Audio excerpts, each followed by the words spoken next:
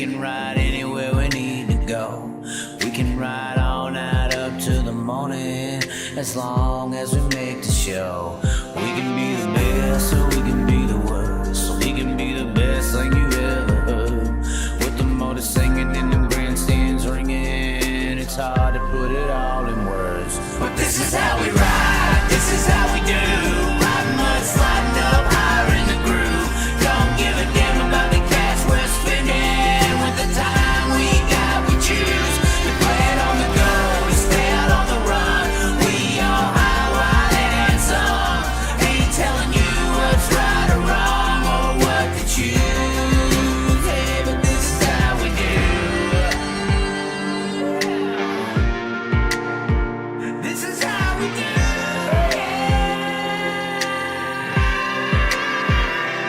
Out on the dirt ovals we play, life in the bright lights with no shade. So letting her go, letting her rip, letting her fly, tossing her in sideways, living the life, letting her ride, outside winning to die. Cross her up on the cushion, crossing the line, cause some drama and some bullshit they didn't like. And if they don't like the move, then we're ready to fly. But this is how we ride, this is how we do. Riding mud, sliding up higher in the groove. Don't give a damn about the cash we're spending. With the time we got, we choose to play it on the go, to stay out on the run. We all high, wild, and handsome. Ain't telling you what's right or wrong or what to choose. Hey, but this is how we do. This is how we do.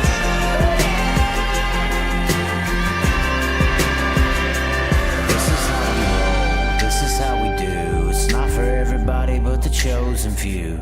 And we pray, cause we know that they might not ever come back. But this is how we ride, this is how we do. Riding mud, sliding up higher in the groove.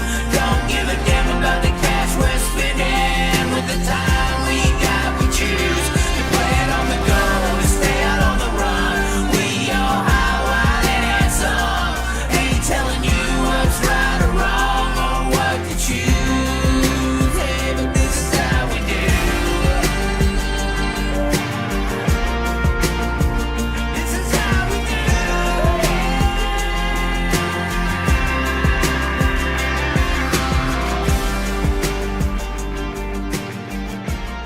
Well, hello, ladies and gentlemen. We are here today on the show, and my, oh my, it has been interesting. Of course, we had Ralph Shaheen on yesterday, had some really interesting talks, a lot of people liking that. Last week, we had the guys at Wedge on the show. We had some Sim Nights in America going on. New Year's almost here. Hopefully, y'all been subscribed, liking the content, leaving comments, all of that. Of course, you got your high limit events that have partaken over the last few days. Larson picking up the win last night. But that's all racing topics. That's already happened. We're talking about the future and the past here today. And we have one of, I've been wanting, we have another guy from the tire industry who wants to come in here. And I would say he's from an outlier company. But we, in my opinion, you got the big two, and that's Hoosier and American Racer here in the dirt racing world in general. And when it comes to sprint car racing, American Racer is the one that's being tossed around. So there's some other stuff being tossed around, rumors, truths, facts. We're going to find them out today because we got American Racer in the house here. First name, Scott. How do you say this last name? Junod, or what is going on here? What lineage is Juno. this? Juno. It's French. Juno, just like Alaska. So it is French. Yeah. Okay, that's different. Scott Juno. So the D is silent. Just like the P in swimming. That's right. Okay. What's going on here today? Obviously, I guess you've been watching some of our shows. I went and researched you up a little bit. You apparently used to work at you started working at Goodyear in 1985 is when you started, I guess. But who are you at American Racer, just to set the stage for who you are today? Today, I'm at, I came to American Racer about 13 years ago from the Goodyear short track program. So I run the short track program at American Racer. for Specialty Tires of America. We're that's the name of our company, and the American Racer brand and the McCreary brand are a division of that company, and I handle those pieces for the company. So that's who I am and what I do. So I'm the product manager, if you will. Director of racing is my title, whatever that means, but I'm the guy that handles all of our racing pieces. In particular, dirt track racing, I'm assuming, or? Dirt and asphalt, yes, and sports to some limited. We don't do much sports, but we, certainly dirt and asphalt, circle track stuff. We're big in all of it. Now, you said McCreary. Is McCreary still got a tire out there?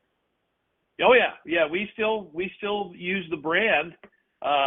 We have a super late model slick that we run. That is you're going to see it in NASCAR Canada coming up this year, and it's at Dominion Raceway and I-44 Speedway and Jennerstown Speedway. It's a premium 11-inch wide asphalt slick that we run on super late models. Okay. So I brought that back. It was back in the, I don't know. It would have been sometime in the late 80s. There was a change in ownership and control of the company when it was the McCreary Tire and Rubber Company, and a new family took over and phased out the McCreary name and that's when the American Racer tire came on board. Many of our customers still to this day refer to us as McCreary's, even though our brand is American Racer. So we're pretty much synonymous. So probably 8 years ago or so, decided that it's such an iconic name that I wanted to bring it back in a line of tires to from the nostalgia of it. So we did. We brought it back on a super late for the Dominion Raceway for their opening, and it's been pretty well received. Yeah, I mean, I would assume. I mean, obviously you've been around long enough. Sprint car tires. That's. I feel like McCreary's had more of a name than American Racer. Obviously coming along. Well, I think it's just the timing of when, Hoosier became very, very strong in the sprint car world, coming through that transition. So it would appear to the average person that maybe McCreary was gone, even though the company is still here and we still make those same tires with a different plate on the sidewall. They're still the same stuff. Wow.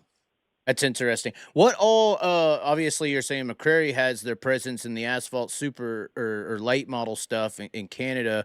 Obviously American Racer has a presence in a lot of things. What all is it out there? I mean, I feel like a lot of the American dirt track scene sees a lot of your stuff, like for instance, USMTS, American Racer, I believe, short track super series. Yep. What other genres are American Racers actually producing right now in American dirt track racing? We'll keep it simple. Right. No, I mean, it's super lates. We're doing all sorts of stuff in the super lates in the southeast and the northeast, in open comp and in spec business as well. You're right. Our largest chunk of dirt business is the G60 business that we do with USMTS and USRA out in the plains in the Midwest, North and South, all the way from Texas to Canada. Right. Very, very large chunk of our business. But we're in the late model world. We're in the street stocks, you name it, sprints. We're in everything. And anything dirt related, we're in it.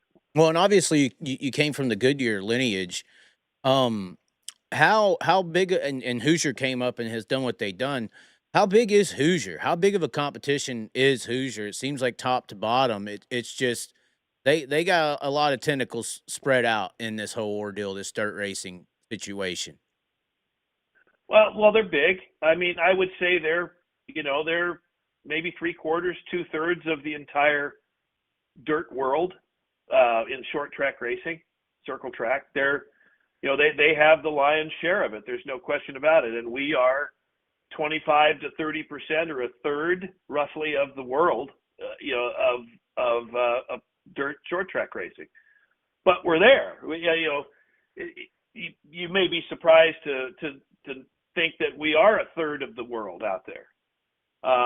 If you listen to a lot of people, and which is one of the reasons why I wanted to come on and talk with you guys about it, was when you hear what people say and you hear the rumor mill, it's like we're not in business. Well, actually we are. We have an old saying where at work, our company was founded in 1915.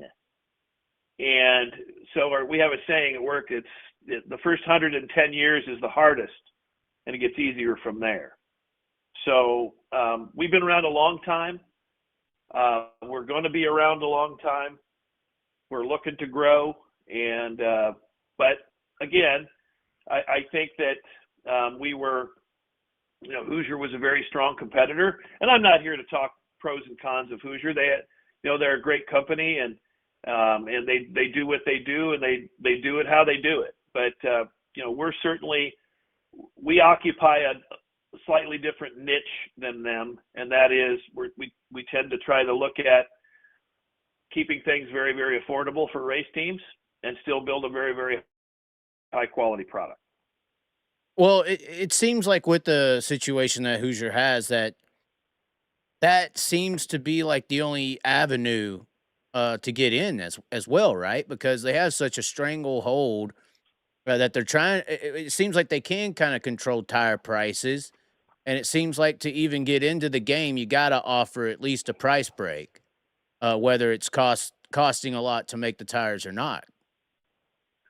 Well, I think that you may be right. I don't know that would be philosophically. I don't think that's the route that we're trying to go. In other words, let me rephrase that.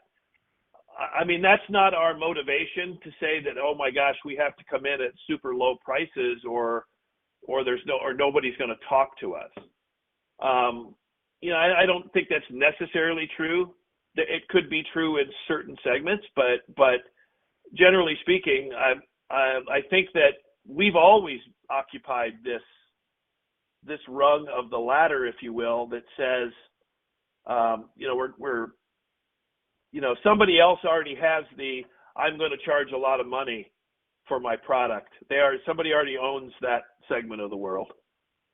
We're not going to live there. Right. Well, and that's the speculation of what Hoosier has. It seems like they got so much control in the market that they can dictate the prices of it because they're kind of one of the only suppliers in their agreements and stuff like that. Obviously, the sprint car discussion is a little different. Y'all do have a presence in modified racing, big block and open wheel. Y'all do have a presence, a substantial presence in the late model world now. The sprint car market has been kind of, I know that there's American RACER sprint car tires out there. Obviously, we see them; they win on in regional scenes. But it does seem like when you get to tapping into the more prestigious regional areas, and then also the national scene, that it is Hoosier and that's it. Is that changing? It's contract. It could be. I mean, it's contract business. So, I mean, and first of all, there's no such thing as open competition in asphalt racing. Right. And there's very, from a percentage standpoint, there's probably very, very little open competition in dirt racing, but it does exist. Where we compete in open comp, we do well. We have contract business as well that's spec, meaning it's American RACER only, and so does Hoosier. They've done a very good job of locking up that business for long-term contracts. And at some point, those contracts expire, and others have an opportunity to infiltrate that market. And that's what we hope to do. I'm not here to badmouth them. It's still a semi-free country. They can do what they want and garner that business how they do it. And we will try to attack it the best way that we can when those contracts come open. What do you But I think? do see it. The answer to your question was, do you see it changing? I think it is. I think the pricing is tough for people to overcome. When you're looking at a $400 right rear sprint car tire, people start to look at like, well, wow, that seems to be quite a bit. And we offer a tire that competes, is durable, and wins in many cases head to head with those products for under $300, and generally speaking, and so that's when you're talking about $300 to $400 a set of tires, that gets to be kind of season changing for a lot of teams, and the racing industry in general is not growing. Certainly the short track scene is not. It's slowly shrinking as fewer and fewer people want to turn wrenches in their garage and learn how to build a car, and do the things that we used to do, or certainly I used to do when I was a kid. Those people are getting fewer and fewer that are interested. And I think we have to pay attention to those teams that would like to race, but that are on that borderline of can't afford it. And so that's what we're trying to accomplish. We're trying to put out a decent product.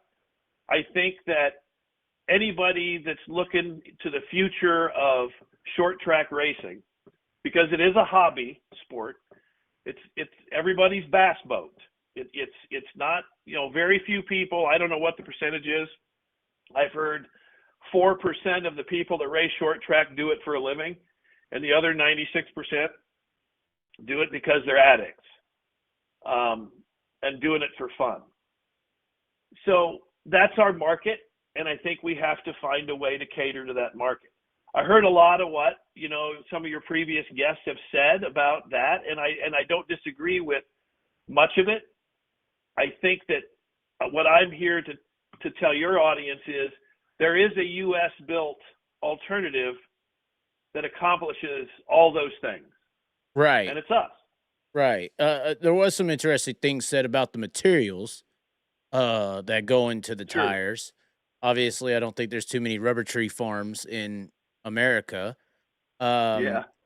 So y'all still have to deal with that in a sense, right? I mean, that you're laughing. Well, yeah. I mean, no. I mean, I'm laughing because you're correct. And I mean, you've got latex that's got to come out of the Far East, and we're all subject to it. All the tire companies, Goodyear, Continental, Michelin, everybody. So you have to buy that stuff on the open market as a commodity. But by and large, most of the things that we buy, other than bead wire and rubber, are sourced domestically. And so what is some of the I was just going to say, what is some of the difficulties or differences? Because that's how that conversation kind of came up. I was talking about some of the excuses that we hear from Hoosier in general or tossed around as to why their tires are costing so much. They have to have their own building versus these other guys who are kind of, subleasing out work and, that's getting done and it's bringing in. But Hoosier has to have they have their own plant where they're doing it all, and then their own materials. And is that a big difference in expense to possibly have a tire that costs more if it is constructed here in America? Well, I mean, there are headwinds that any domestic manufacturer experiences, Hoosier alike with us. Our labor rates are not the cheapest in the world. As far as materials, everybody's buying the materials in most cases from the same tree, as you had pointed out earlier. They may source some of their products. I mean, Continental, who owns Hoosier, is a global company. And again, I'm not here to. No, it's fine. And I don't want to. This is no, discussion. no, I know. I'm not. No, don't get me wrong. I'll comment on it. I'm not here to to act like I'm an expert on what goes on in Continental and Hoosier, because I am not, and they're their own game. But this is just speculation on my part. I mean, Continental is a global company, one of the largest in the world, and they have access to every market plus, that we have access to, and so if they're sourcing product from a high cost producer, my guess is they would be able to find a lower cost source. Whether that be overseas or whether that be domestically. We go through our stuff. We watch it very, very closely about what our raw material inputs are, and they do change. And that's the primary driver of what happens with cost on tires. And the other thing that's happened, in the last 5 years in the post-COVID era is just the run-up on wages and benefits. So, I mean, we've experienced some pretty healthy cost input increases that there's no denying that everybody has. I mean, everything costs more than it did 5 years ago by a bunch. And raw materials and tires are no different. That said, there's other reasons to charge more for a tire than maybe what we do. And so I can't really speak to that. I know how much it costs to build a tire. I've been doing it for 40 years. And I can't imagine it would cost more for another company the size of a Continental or a Goodyear that would cost that much more to make a tire in their factories than it would mine. So then it still kind of just comes down to they control the market and can name the price in certain instances. Well, I'm going to let you say that and not me. Okay. Right. I mean, I don't want to comment on that. Like I said, I'm not here to. Well, start y'all would keep up with them if you could, but you'd have to drop a make or whatever, right? Y'all'd have to drop a mode to keep up with, like the sprint car instance. That's what the other caller had said. I've heard that as well. Like American RACER would go the sprint car route, but y'all can't. Y'all have to drop a line, right? No, and that's another thing. I made some notes here because listening to your other episodes. And that's a notion. That's a real notion out there. I mean, I believe you. Well, here's what I'll say to that. We did not drop another race tire line or another customer in order to sign the Whelen Modified Touring Series this year. Okay. We didn't. And that's quite a few units. We have the capacity to add a lot more business. Let's go back a few years, and I think maybe this will help explain it. And I think this is where maybe what drives this rumor mill on our, from the American RACER standpoint, or how people view American RACER. Post-COVID, as you know, everybody was hoard buying everything. It's the toilet paper hoarders that were campers. Apparently, that's the other Hoosier. Oh my God! Side-by-sides, campers, toilet paper, race tires, bass boats, whatever, right? Everything was crazy high demand.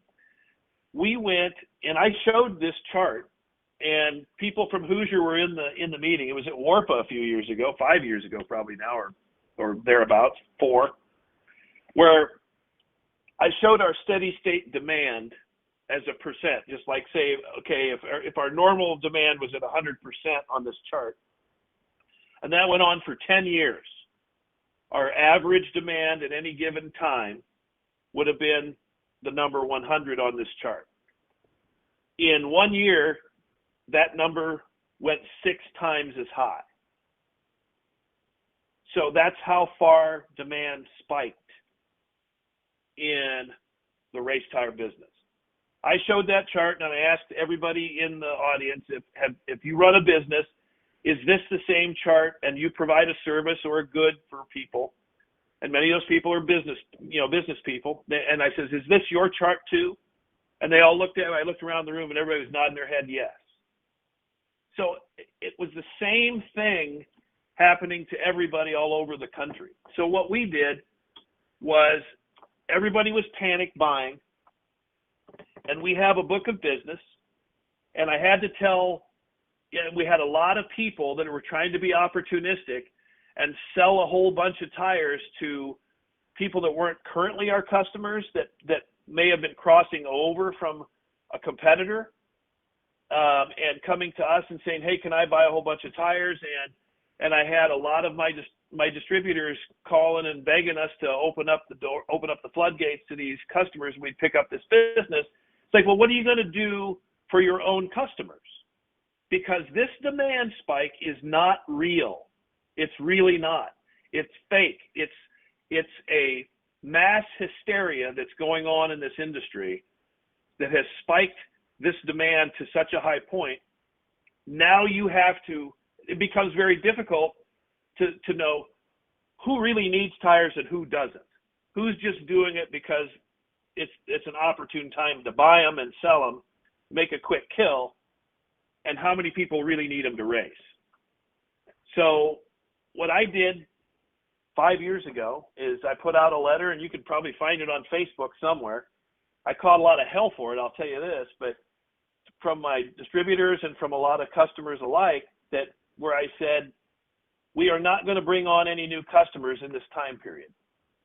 Meaning, if we're not currently doing business with you, your series or your track, we're not going to go sign a new contract with a new customer. And a lot of people were very upset with me on that because there were opportunities that we could have capitalized on. But at that point, demand was so high, not just for racing tires, but for all of our other tires that we build, aircraft, farm,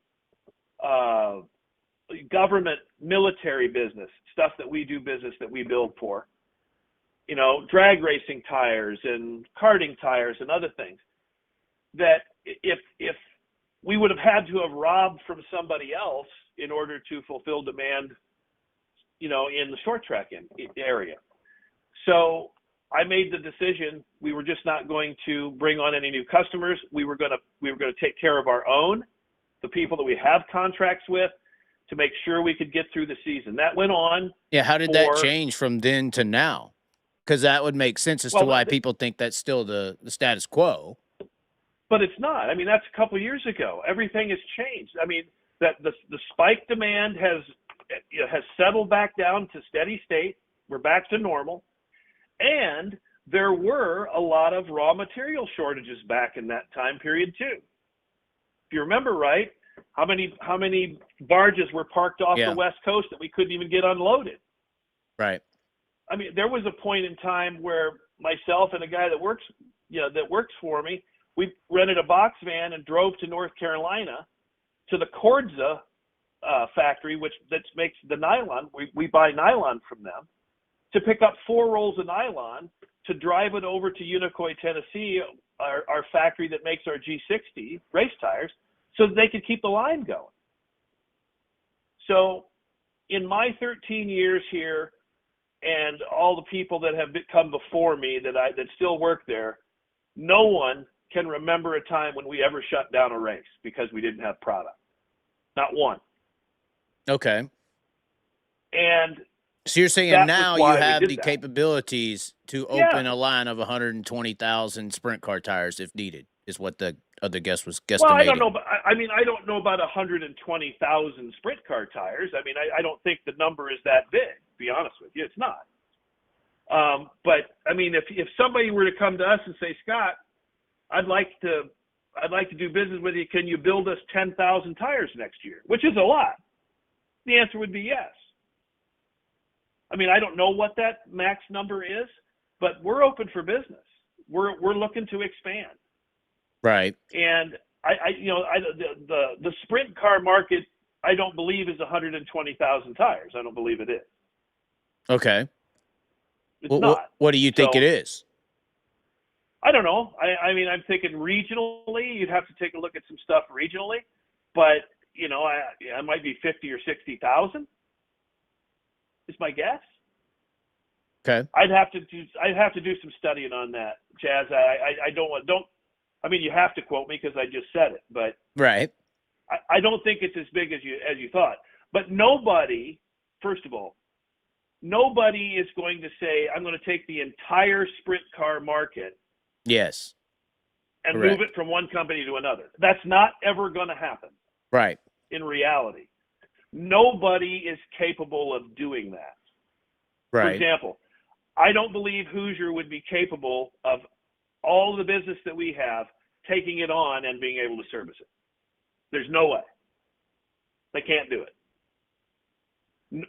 Same is true if all of Hoosier's business came our way. Would we be able to handle it all? The answer is no. Right. But it does seem like sprint car racing works top down, though, in a way. I know there's regional situations, but yeah, it is very tight in its cartel that it's got. Knoxville, Eldora, PA, and the national series. They kind of dictate what is happening. It seems like most of the time. You are correct. No, I think you're absolutely right. And I think a lot of people. You were at PRI. We had probably the best PRI that I've ever experienced in Indianapolis earlier this month. We had literally dozens of small regional groups coming to our booth to talk about sprint car business. And I think you're going to see some of those move move away from the status quo. I think certainly, if one of the big fish decided to open up their tire rule, for example, I think we would see a lot more movement quicker. But I do think there is going to be movement on the lower ends. I do. Wasn't there a situation a few years ago where American Racer was gonna be the World of Outlaw tire, and then one of the big fish said no, and it ended? That's a long time ago. That was before my time. That it was before you. Okay. Probably 15 years, 18 years ago, something along that line. Okay. Well, that was before I got there. That was when you're right. The Goodyear deal was ending, right? Correct. That's correct. And American Racer was going to be it. Well, I mean, I think they were testing and they were looking to do it, but for whatever reason, it didn't pan out. Yeah, and all it took was one of the fish. That's what I hear. I mean, you probably know exactly what I'm talking about. I mean, you could tell me. I don't know it all. I mean, I'm not Jeremy Elliott. I mean, no, I mean, I don't know what happened there. I know that there was testing, and I know that I think there was.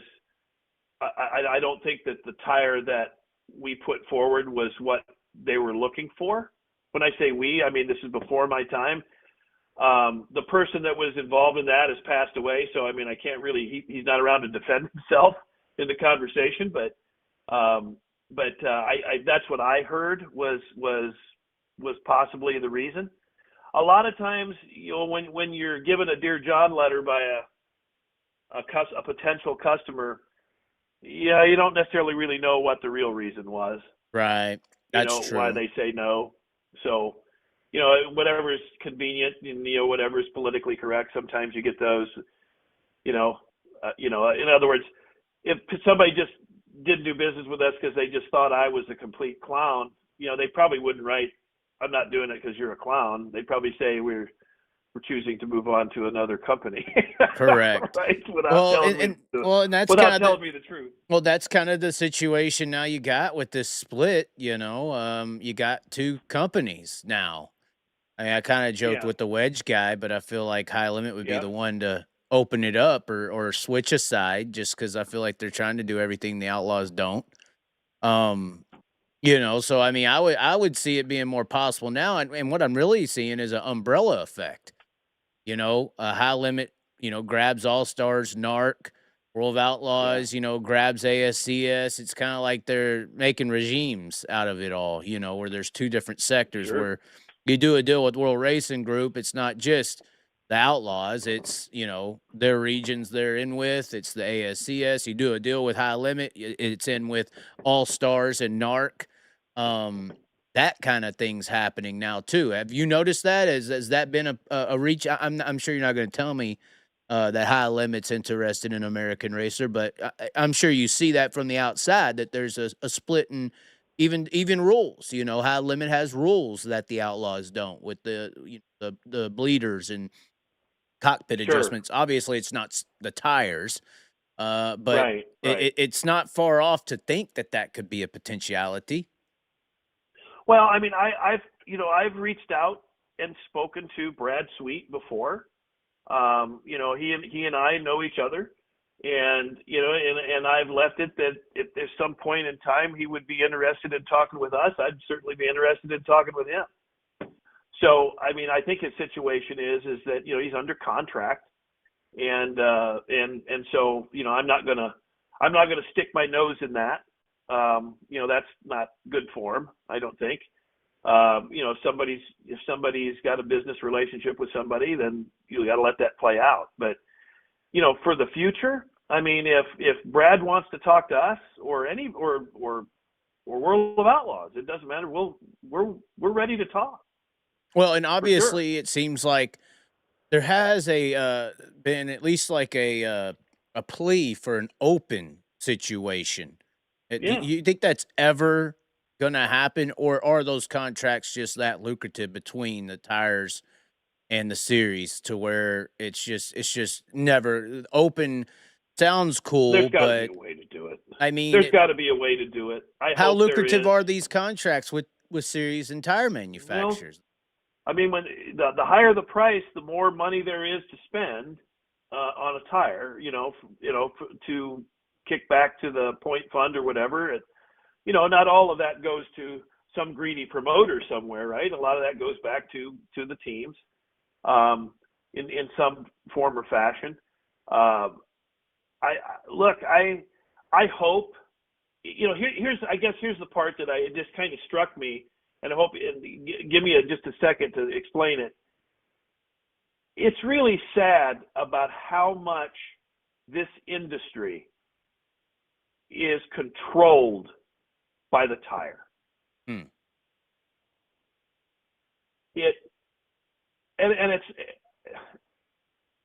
I think that's sad. I think the industry needs to be controlled by the racers and the promoters and the fans. We're a vendor, for God's sakes. We're just a vendor. And being able to control these business relationships and lock down these different organizations just based on the tire seems, I don't know, maybe I'm stepping out of bounds, but it seems a little bit, it seems pretty heavy-handed to me, and I wish it weren't that way. It sounds like you're leaning towards disingenuous too, but. What's that? It sounds like the word you're looking for is disingenuous to the sport in a way. Well, I don't know about that. I don't know that it helps the sport. I mean, there's an argument. Well, what way does it control it though? And what elaborate? Well, stop and think about what we're talking about. Just the question that you just asked me was about the umbrella effect of what about this group allied with this group and this group, and if one of them changes, then all of it changes. And so much of what's going to drive that decision is what's the tire money. You see what I mean? The tire money has a lot of influence. The tires have a lot of influence on the decisions that are made in this sport. And all I'm saying is I wish it were less so. I wish it were more of an open kind of world where. Well, I was just going to say, even in the open comp, isn't there still there's not necessarily control, but then isn't that where you have deals with certain teams and drivers as well to be a certain driver, tire, like you, American Racer, if it was open, like you and Hoosier would be battling to be David Gravel's tire guy, because they know if Gravel has it and he wins on it, then that's going to sell to more competitors, for instance. Well, it just changes the subject. You are correct, because then the teams come after the individual tire companies and say, with their hand out and say, I want a tire deal. Right. We try not to do that. We're trying not to get that, the places that we've gone. I'm not saying it doesn't happen where you try to get somebody to take a look at your product. But again, I would hope that doesn't help the cost of the product, because you're giving away tires to certain guys. I mean, who benefits from that other than the teams themselves, I guess? Right. Well, and the teams themselves, I mean, isn't that how most your national teams work? I mean, when it comes to shocks, helmets, safety gear, K1 versus Simpson versus Bell, FKs versus this. I Yeah. mean, it is all on a rear ends, DMI. I mean, you name it. A lot of the national tour guys are getting those comped to represent the company. Yeah. Yeah. So Yeah. that's that. So which is better then, doing these deals with series or than that option? Because that's the two options. If it does open up, that's the scenario on the table. Yeah, but they're not binary, I guess. For fear of using a word improperly, it's not an either or. You can have spec business that benefits the teams.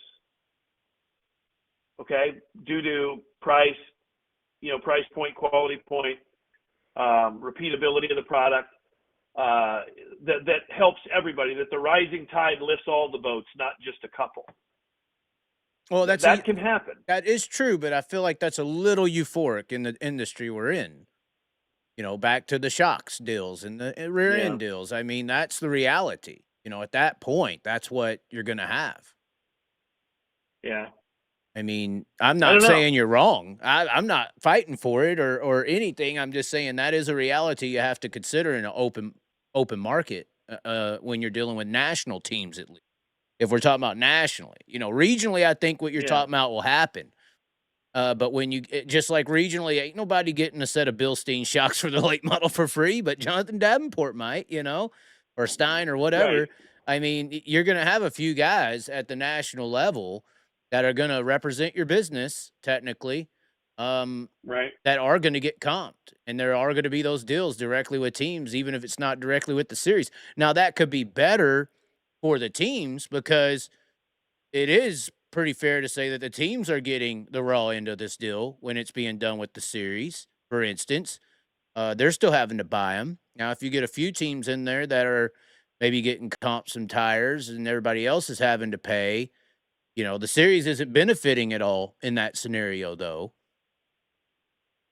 Well, the other piece of this is keep in mind that whenever you're giving tires to a particular team, heaven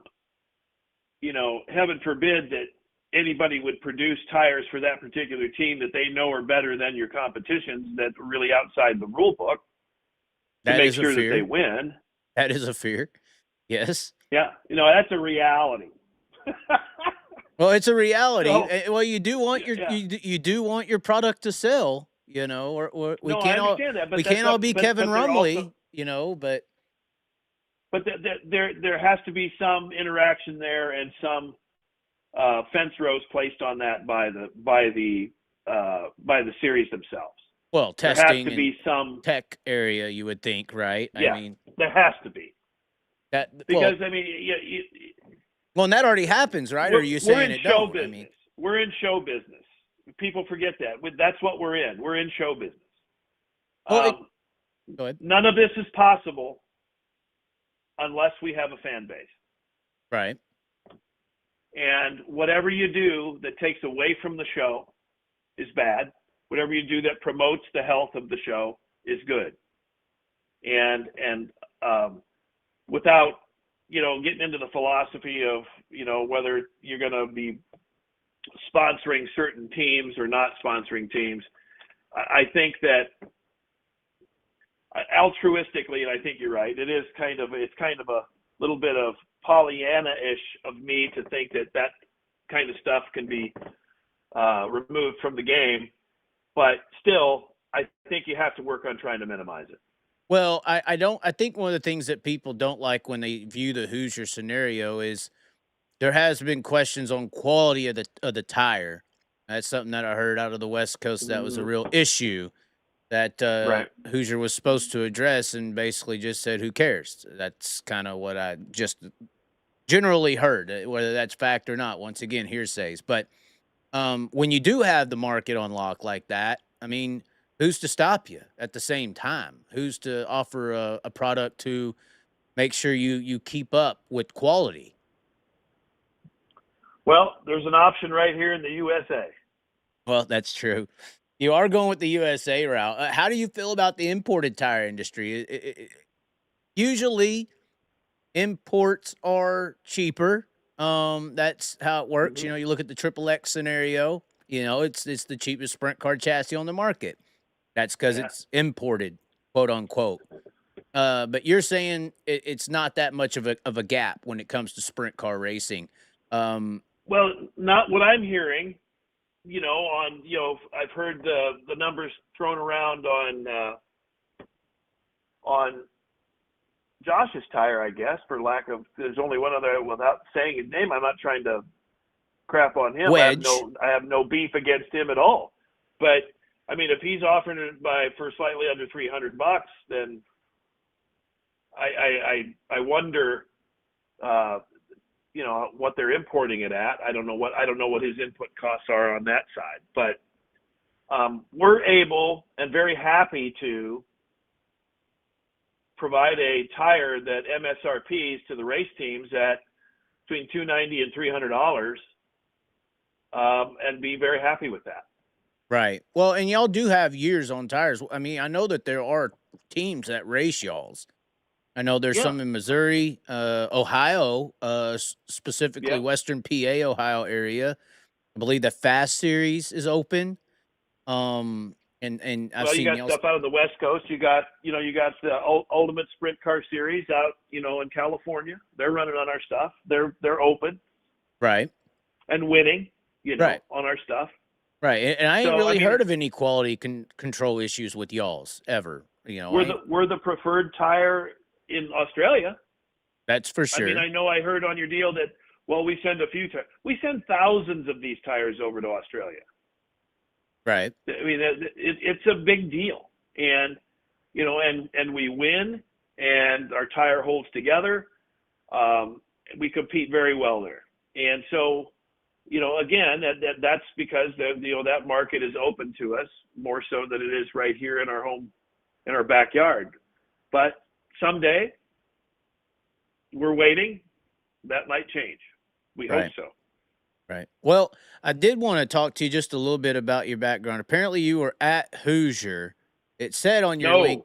No, Goodyear. you weren't. Goodyear. Sorry. Oh, we really need to make that discretion. At Goodyear. At Goodyear, 1985, it said. What were you doing at 85 when you got to Goodyear? What the hell? Well, I went to Iowa State, and I got my degree in manufacturing engineering, and I came out of school. Are you from Iowa? Hold on. Maybe this is a whole Okay. Are you from Knoxville? What areas? No, I'm from Sioux City. My hometown is Sioux City, Iowa. Okay. Where are you at right now? We're in Knoxville, so you were basically a Nebraskan. Well, gosh, don't say it like that. I mean, yeah, we were over there. We were right on the river. Yeah. Right. Yeah, you're right there. You're basically Eagle Raceway and Huset's, sprint car wise. Well, up there, but then what we would do is probably what started me in the racing world was back when I was young. South Dakota didn't change their drinking age to 19 like Iowa did. So when we were 18, we could drive over to South Dakota and go to the racetrack over there on a dirt track, and we could buy beer. Okay, so drinking led you to racing. Well, I mean, I know it's sad, but with that, it kind of did. Got to see Orville the Daredevil Clown blow himself up with dynamite stuff, and I thought it was quite a scene. I kind of liked it. So, but anyway, I went to work for Goodyear in sales in medium commercial stuff, and then I went into the factories for a long time.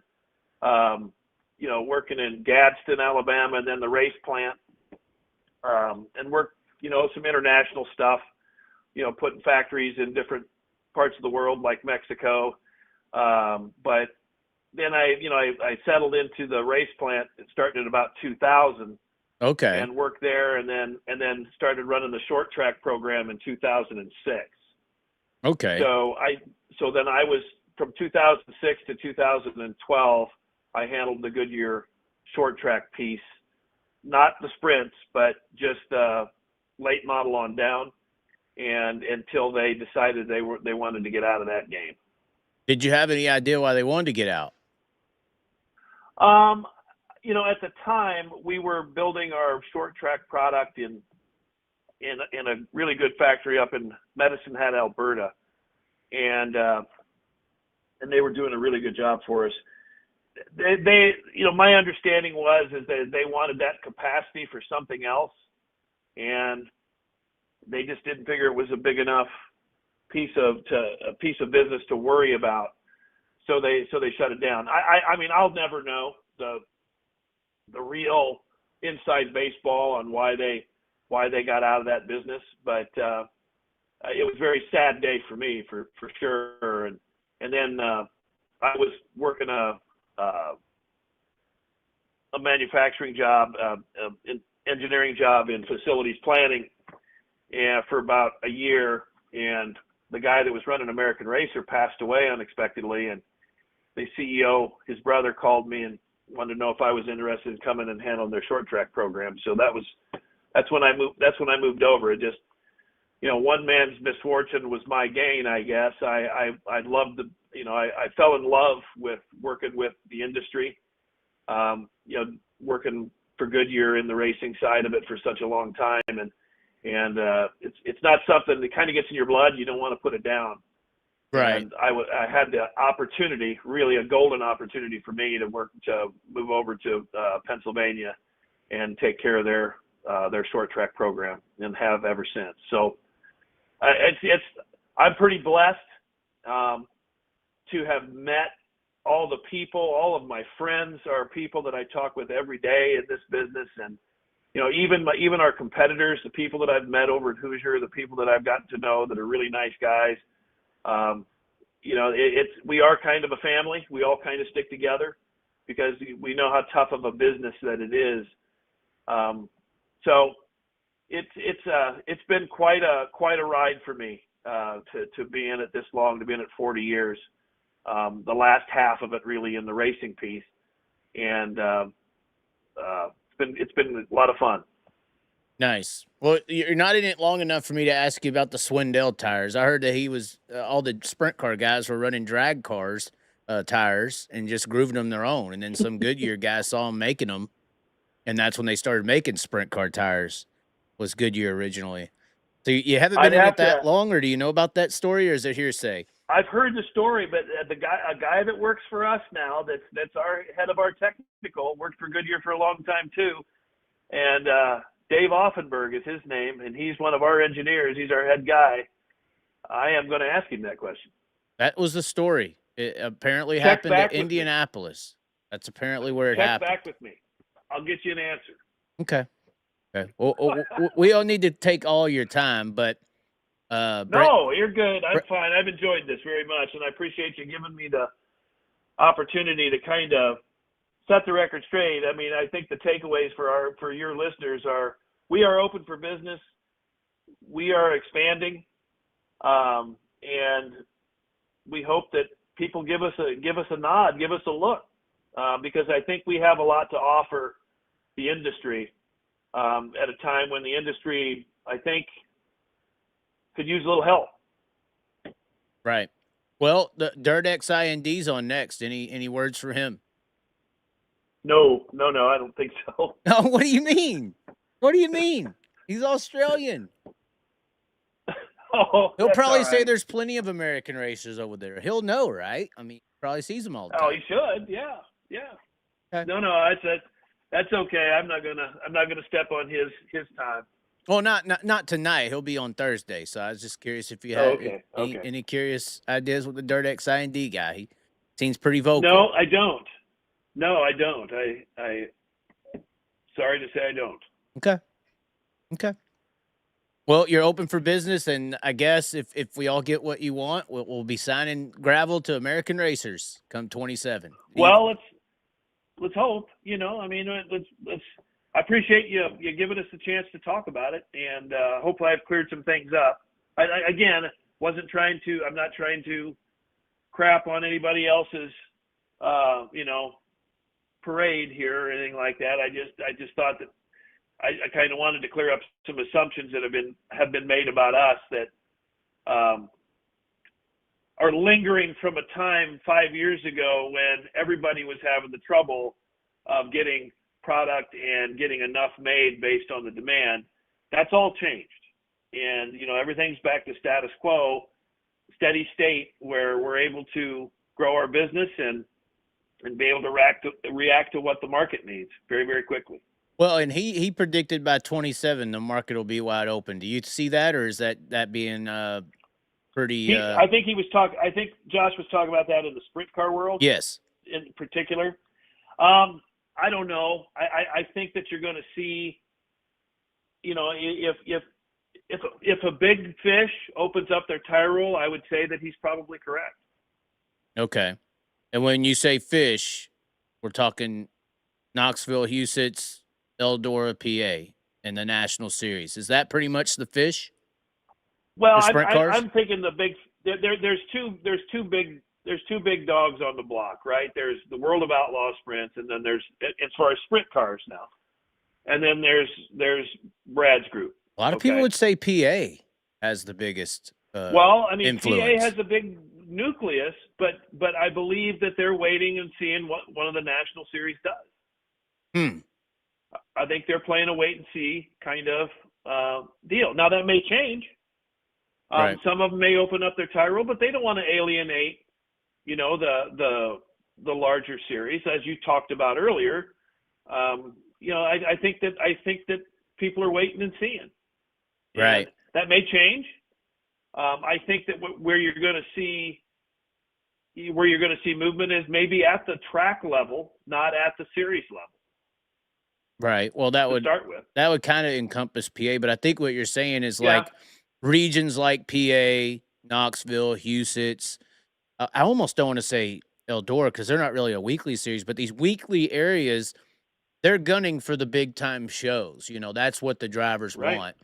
And if they're gonna, they want to practice basically and be ready for those shows. And if they're practicing on a non-national series tire, they're not really practicing. You know, so I think that's what you're kind of saying. Yeah. I mean, that's what you're going to see, right? Is I don't blame them. I mean, if they're going to, you know, do that, if they want to spend the money on those tires and do what they do to be able to line up with the big dogs when they show up to town, that's totally get it. Right. Yeah, because the West Coast, I think, was on an older Hoosier tire, and they switched over just for that reason, so they could be ready closer to PA and Knoxville. So then I guess you are right. It will determine.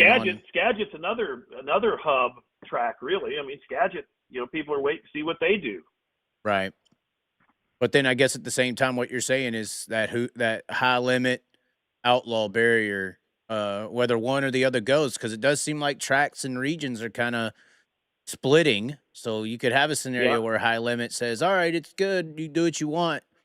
And, you know, Williams Grove ain't going to split, but Port Royal might because they got high limit events, you know? Right. And I think that's pretty much what you're kind of saying is it could happen track level. You're very well connected in what you're talking about. You know what you're talking about. That's for sure. The clicks, the little mini not the purple mafia, but the little cartels. No, I mean, it's, you know, when I first got in this business, the guy that talked to me about it, he said there's two ways of attacking it. If you're a tire vendor like us, this was when I was at Goodyear. He said, you know, there's hub tracks and then there's spokes. So, you know, if you can't get the hub, then you have to convince the spokes of the wheel and force the hub to do what you want them to do. So if the hub track goes, it's a lot easier to get the spokes. Okay. I mean, it makes sense. It makes sense. Yeah. And I definitely think that high limit and the split on the national series is why this discussion's even happening, though. I think if you had the Outlaws in control, it would just kind of be status quo like it always was, you know. So could be. It'll be interesting to see. But I guess thanks. It's been exciting, that's for sure. Yeah, for sure. We'll see what the Brett Deos of the sprint car industry do, you know, because that's what you got right now in the big block industry, right? You got the short track super series and the dirt car super dirt. They're Hoosier to American Racer, correct? That's the split. Correct. Yeah. Same racers racing both. Yeah. Well, all right. We'll see. We'll see what happens. I guess. Thanks for messaging and tuning in. It'll be interesting to see what people say about this one. At least now more people have the opportunity to learn differently. Yeah, I'll probably get nasty grams. Who knows? It doesn't matter. You can't say anything right in today's world. But I'm not anyways. too worried about it. All right. Thank you for your time, man. Thanks for giving me the opportunity to chat. No problem, Scott. All right. Catch you later. Check back with me. I'll probably get that answer on that drag tire on the sprint car. I do want to know about that. I will. All right. I will. Thank you. Well, there you have it, ladies and gentlemen. American Racer live here on the channel. Interesting follow-ups on the situation there. He has some information that'll be interesting. I do think I'm not very far off. If you get rid of the series agreements, you're still going to have these team agreements.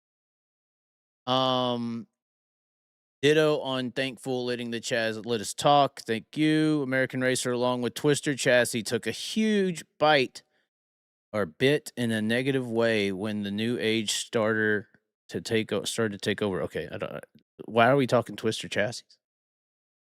That's like 40 years ago.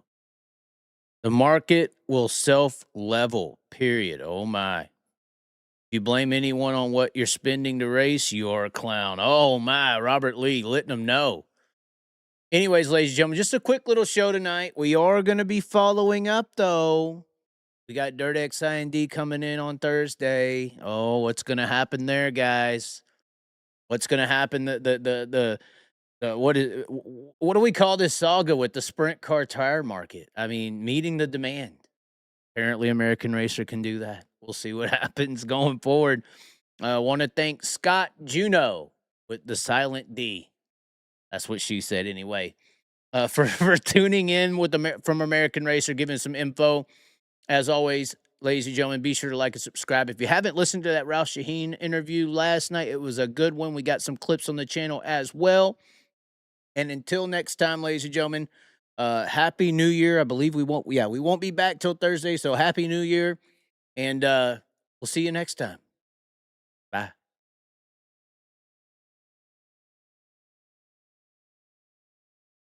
And they can growl about it, lonely like old bro Joe. Cartel gonna care for me, not you, cause I'm the CEO. I'm here to fight, looking to sink with my torpedo. I'm just a lap car trying to survive, running in the back, fearing my life. Cause there's a black 2041 guy adding to the junk in the field with some white on white crimes. Or is it 99 maybe? I don't give a damn, but the bank statements lately adding up through the junk that the crazy man's making. Reckon her, reckon him, non-binary maybe, who knows? If I don't like him, I slide him like Carson Macedo. And they can growl about it, lonely like old bro Joe. Cartel gonna care for me, not you, cause I'm the CEO. I'm here to fight, looking to sink with my torpedoes. Carson Macedo.